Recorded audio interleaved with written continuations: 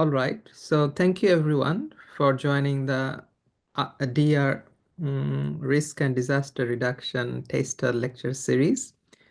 I am Dr. Bayes Ahmed, an Associate Professor in Risk and Disaster Science. I am also the program lead for MSc Risk and Disaster Science here in the Department of Risk and Disaster Reduction at University College London. So my background is I teach here GIS, remote sensing and statistics. I also teach on multi-hazard risk assessment and community vulnerability assessment. So thank you everyone to today's lecture. So today the lecture will be delivered by Dr. Shipra Jain. She is a lecturer in meteorological risk, and I hand it over to Shipra. Yes, thank you. Thank you, Bayes. And hello and welcome, everyone. Good morning, good afternoon, good evening, based on wherever you are in the world. So thank you so much for joining today. I am Shipra Jain, and I'm an assistant professor in meteorological risk at Department of Risk and Disaster Reduction, which sits under the Faculty of Mathematical Science and Physical Science at UCL. I am based at this beautiful building at our Bloomsbury campus. It's right across Euston and a stone's throw away from King's Cross Station. So in case you're ever passing through central London and keen to visit our campus, you're most welcome. So about my background, I'm a physicist by training. I did my bachelor's, master's, and PhD in physics, and I work in the area of weather and climate science. I've spent most of my career working in operational research, which is working for different meteorological agencies across the world, where I worked on providing weather and climate information that can inform decisions to manage risk around weather and climate hazard. My research at the moment is focused on weather and climate extremes, and I'm mainly focusing on the hydro-meteorological extreme across Asia. So what I do is I study physical mechanisms that drive these extreme events. I also look at the drivers that leads to these events so that we can use those drivers in prediction. And in addition, I also look at things like impact of climate change in driving weather and climate hazard, and also climate variability. For example, you may have heard about things like El Nino and La Nina in news and media, which is often associated with flood or drought across the world, and also Indian Ocean Dipole, about which I'll be talking today. In addition to research, I also do teaching at the department. So I teach modules mainly related to weather and climate hazards and risk, and also a master's module on designing early warning systems and the fundamentals and the science behind the warning system. Some of that I'll be discussing in this talk today. I've put my email ID here, so if you have any questions for me after this talk, please feel free to email. If you just want to have a chat, say hi, please do not feel reluctant in reaching out. And there are two links as well. So one is my UCL profile, and I also have a personal website which you can visit in case you are interested to know about the work that I do. So as you might already be aware, I'll be talking mainly about the warning systems today and how warning systems equip us and enable us to save actually lives. So in this talk today, I'm going to give a real world example of the warning system that I developed when I worked for Singapore MetService almost 2 years ago. So before joining UCL, I worked as a research scientist for National Environment Agency for Singapore, where I was tasked to develop this Indian Ocean Dipole warning system. I know there's a lot of technical jargon in this slide, but please hang in there and I'll come back to what this system is about. As part of my job profile, I also provided research advice and services for Southeast Asia Regional Climate Center Network. So it's a consortium of different countries in Southeast Asia where countries come together to provide climate information and the forecast for longer timescales from months to seasons to years in advance. And I also contributed to Asian Specialized Med Center as a long-range forecaster. This this Met Center was specialized towards providing weather-related services and weekly and fortnightly forecast. All of this was around providing information to different sectors, stakeholders, communities in managing the risk, the emerging risk that may happen due to the different weather and climate hazard in the region. So I'll come back to what an IOD is in a second. But before that, I wanted to tell you a story actually today. And this story go back to about 6 years ago.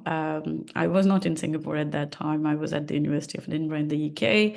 However, if we go six years back, in June 2019, there was a report by ASEAN Coordinating Center, Humanitarian Assistance on Disaster Management, also known as AHA Center in Southeast Asia.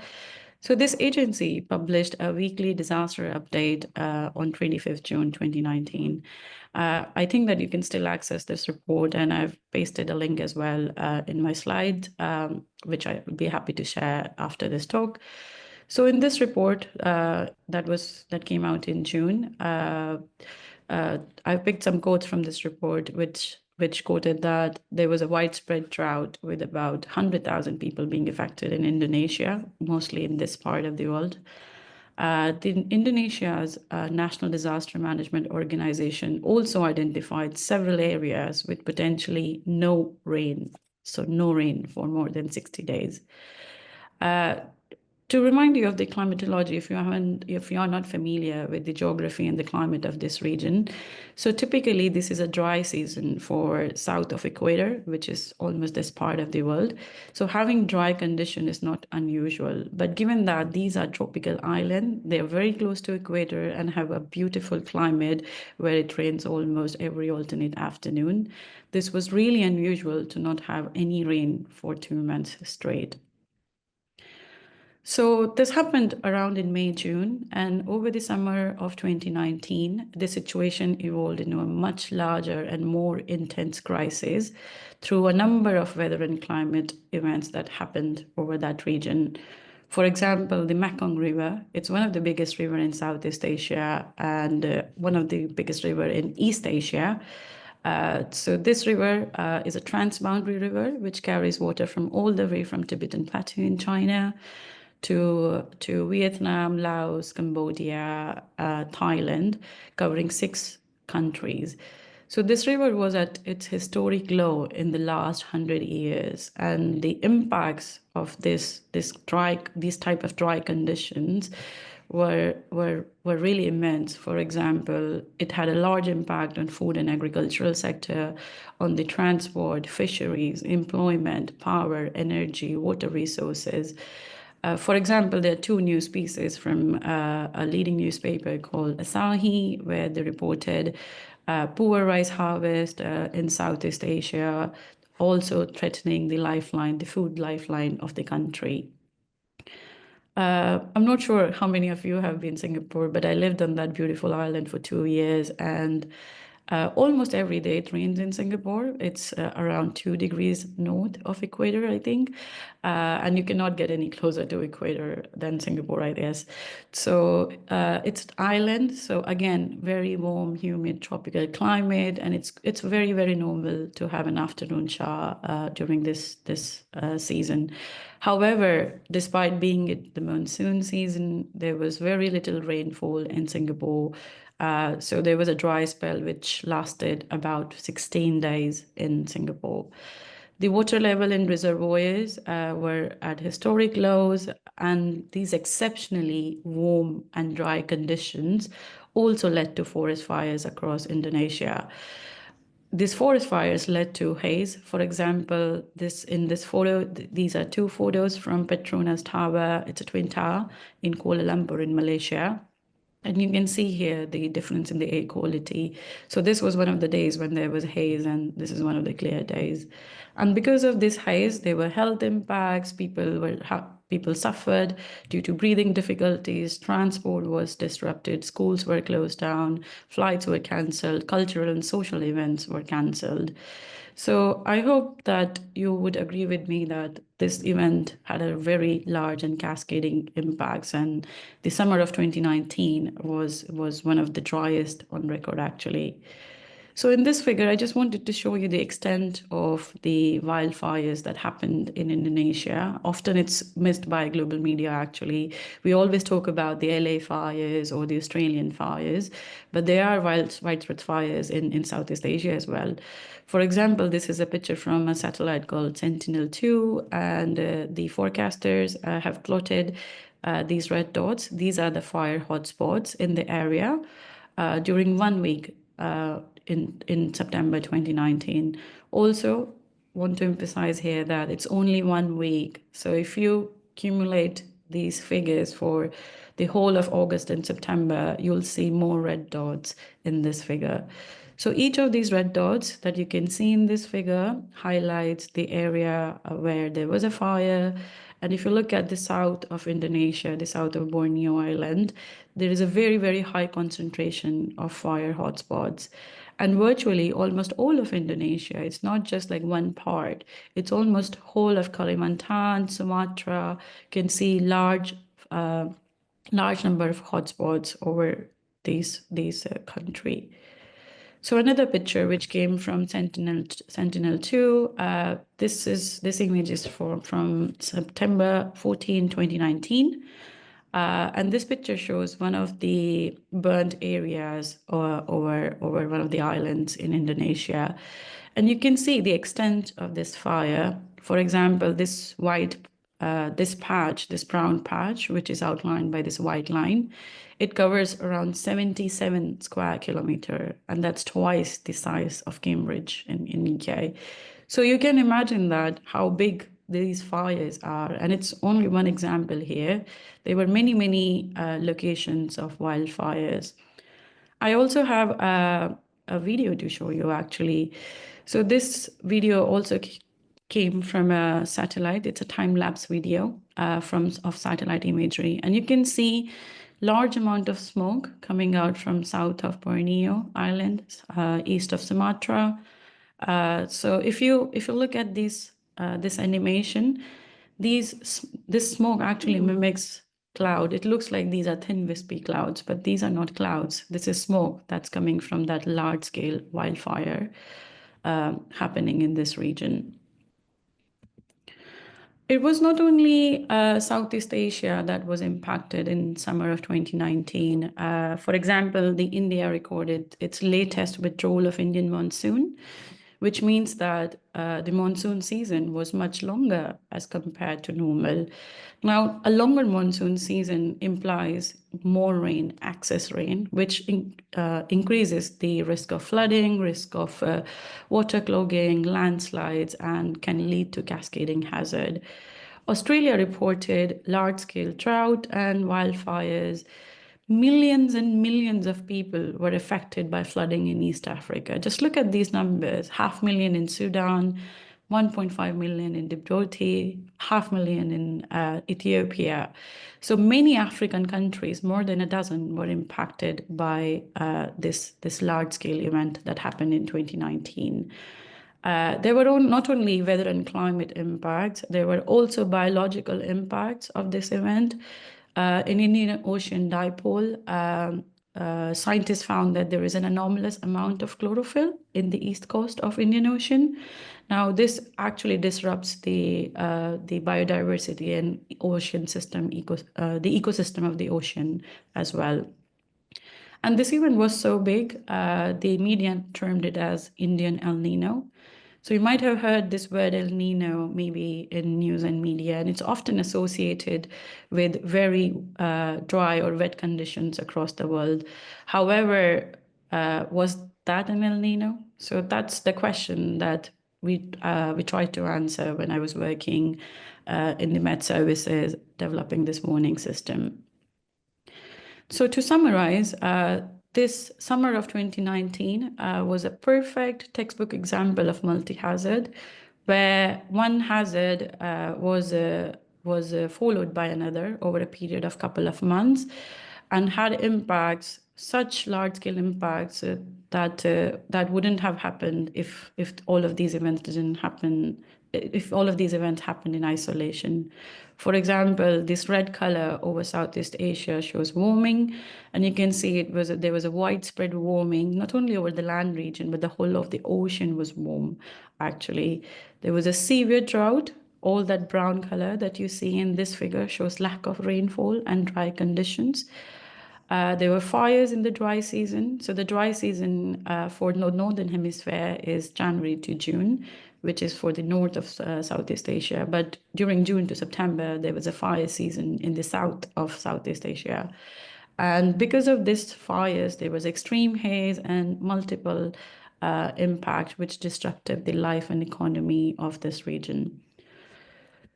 So I hope that after these couple of slides, you are convinced that the summer of 2019 was anomalously dry. And it's not only in terms of intensity, but also for its extensive scale, covering not only Southeast Asia, but many countries in the neighboring region. From our conventional knowledge and research and our understanding of atmosphere and climate system, we know already that the summer monsoon rainfall over Southeast Asia, that's between the rainfall between June to September, is very closely associated with the state of the world's ocean. For example, what happens in the Pacific Ocean, what happens in the Indian Ocean, what the wind currents are, how the ocean currents are, all of that impacts the rainfall that happens over these regions. And we already know that. So El Nino is one of the phenomena that is a reason, or that is a cause or a driver of dry conditions over Southeast Asia. So initially, there was a suspicion that it was an El Nino that was driving these extremely dry conditions over most of Southeast Asia.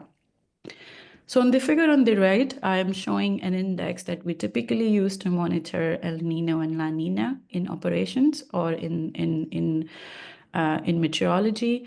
So here, this green line, if this green line crosses this red shaded region and sits there for about 3 months or more, then Met agencies identify that event as an El Nino event. If it sits in the blue region, then it's usually identified as La Nina. So you can see from this figure, so it starts from January 2019 and ends in December 2019. And you can see that there was an El Nino-like condition developing in early spring over Southeast Asia. However, the conditions quickly returned to neutral. So it wasn't really the El Nino which drove these conditions. So there was a huge discussion in the forecast and climate community that if it's not El Nino, could it be the lagged effect of El Nino? Because sometimes these kind of events happen, like El Nino and La Nina, but their impact on rainfall and hazards can be delayed by several months. However, that also was ruled out as a possibility by further research. So in this work, we tried to identify what is it that led to these kind of dry and warm conditions over Southeast Asia. And we looked at something called Indian Ocean Dipole. Indian Ocean Dipole is a state-of-the-ocean system which drives extremely warm and dry conditions and cool and as wet conditions over the Indian Ocean basin. So from the eastern coast of Africa to the west coast of Southeast Asia and Australia, this part of the ocean is referred as tropical Indian Ocean. So what happens is in some years, there's a pool of warm water that kind of accumulates over west of Africa, over east coast of Africa. And when that happens, that's called the positive phase of the Indian Ocean Dipole. So this pool of warm water starts accumulating in the western part of the Indian Ocean, close to India and Africa. Because it's warm water, there is more evaporation. The air becomes warm and moist, and it starts to rise up in the atmosphere. However, we know that as we go up in the atmosphere, the temperature cools down. So this air and this moisture starts to condense and form cloud. This process is called convection. So because of this warm pool of water that starts to accumulate over the western part of the Indian Ocean, we see an increase in convection, increase in cloud, and increase in rainfall. As a result, more conditions that are favorable for flooding during the positive phase.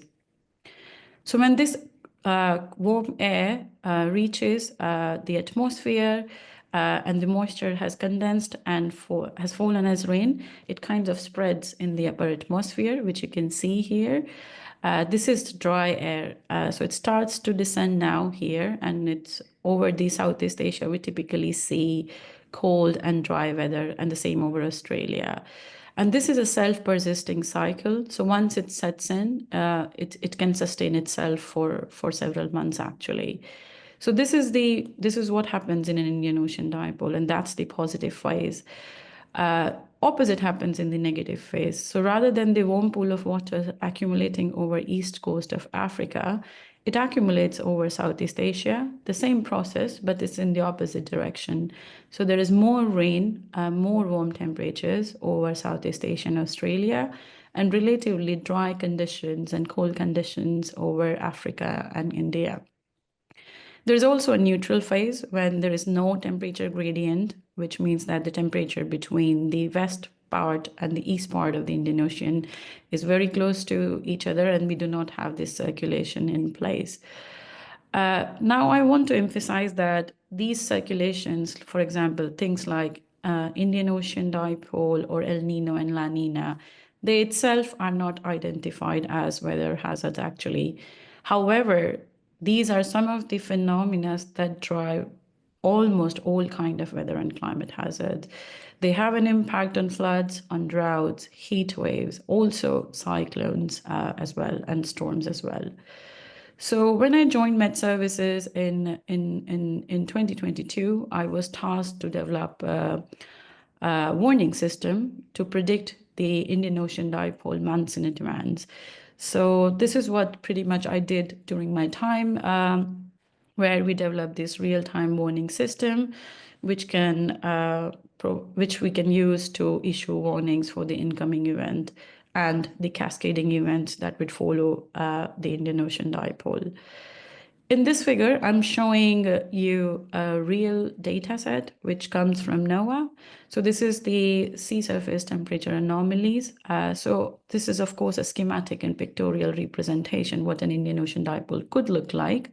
However, this is real data set. And you can see here that this is a positive Indian Ocean dipole. The temperatures on the west coast near the east coast of Africa are relatively warmer, and we have cooler temperatures over the off the coast of Indonesia and Sumatra. So typically, we use different indices to represent physical processes. This is a physical process. It's a coupled atmosphere-ocean circulation, but we need some physical quantity to monitor these kind of processes or phenomena in real time. Also, some kind of criteria to issue warnings. So this is one of the most popular indexes that is currently being used by the warning community to issue the warnings of IOD. And in this figure, you can see that the IOD index value is exceeding 2 degrees, which means that it's a positive IOD. I also want to emphasize that this IOD event was one of the record-breaking events. We haven't seen such a strong event in the history of observation so far. And it's also one of the few events that have happened in isolation of El Nino or La Nina. So typically, historically, in the observations, we have seen that El Nino and La Nina are often, or positive or negative Indian Ocean dipole phases are often accompanied with El Nino and La Nina conditions. But this time, this happened totally in isolation. So this was also a new thing to happen, I think, in the community. So for the warning system, it took me about 2 years to actually research this phenomena, to develop this warning system. And this was the aspiration that we set out for ourselves, that what this warning system would look like. So what we wanted to do is we wanted to monitor the current state of Indian Ocean, the current state of IOD. And if we see a positive IOD or a negative IOD developing, then issue watch alerts to the not only to Southeast Asia, but also to the bigger region, and make it publicly available. We also wanted to predict the state of the IOD for the next 6 months. Interestingly, we still have limited prediction skills beyond a couple of days and weeks for both rainfall and temperature. But phenomena like IOD, El Nino, and La Nina can be predicted up to 6 months in advance. So when I first discovered that, I think it blew my mind that you can predict something like this more than 6 months in advance. And having this kind of opportunity where we can predict a driver of hazard months in advance also opens the opportunity for us to apply this knowledge and information for example, for disaster risk reduction sector, and prepare well in advance for the incoming or emerging hazard. The third component of this warning system was to evaluate the IOD events in retrospect. What it implies, once the event has happened and passed, we wanted to go back and reflect what we have done, how we could have done better, if the warning system can be improved, how the good models were in predicting hazards, if models were not good, how we can improve the accuracy using supplementing these dynamical forecasts with some more statistical analysis. We do not have enough time to go into more details about how to go about developing a warning system, but I teach in my modules that if you are a forecaster, if you are a scientist, if you have to or work for industry, and if you're tasked with developing a warning system, then how should we go about it? How should we approach that problem?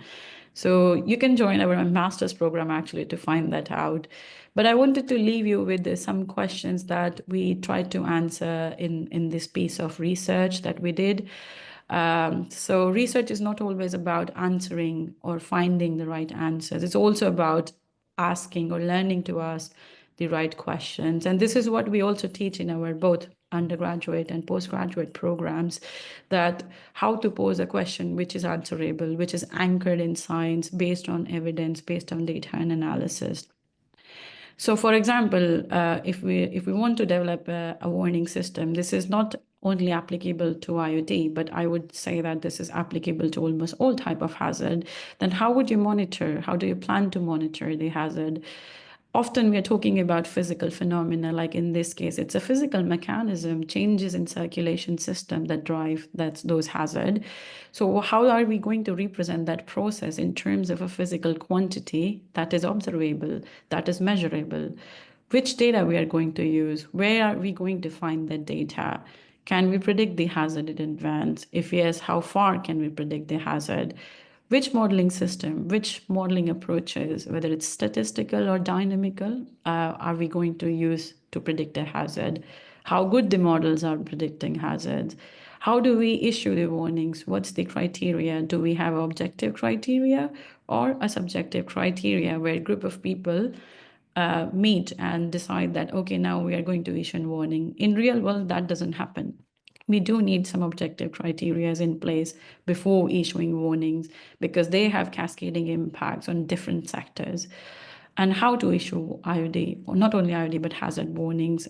So how to communicate, whether it's going to be a written warning, oral warning, how are we going to best represent the threat, which is best communicated. And these are only some of the questions that we try to answer. There are many, many more peripheral questions, more deeper technical questions that we need to answer before we design any warning system. So this is a piece of research, but it's currently under review in one of the journals, but hopefully it should be published in a couple of months, and I'll be more than happy to share a copy with you if you're interested in more nitty-gritty and technical details of this warning system. And this is kind of my summary slide for you. So IOD warning system is not a typical hazard system. like I mentioned before, these are phenomena that are not identified as hazard, but they drive many types of weather and climate hazard. So this system, we expect that it will inform decisions that are made months in advance, particularly in disaster management space. And we see this also as an important step towards building a more climate resistant, resilient Southeast Asia. So thank you so much. And with that, I'll probably end my talk. I've left my email ID. So please feel free to ask me any questions you have now or mail me questions later as well. So thank you so much.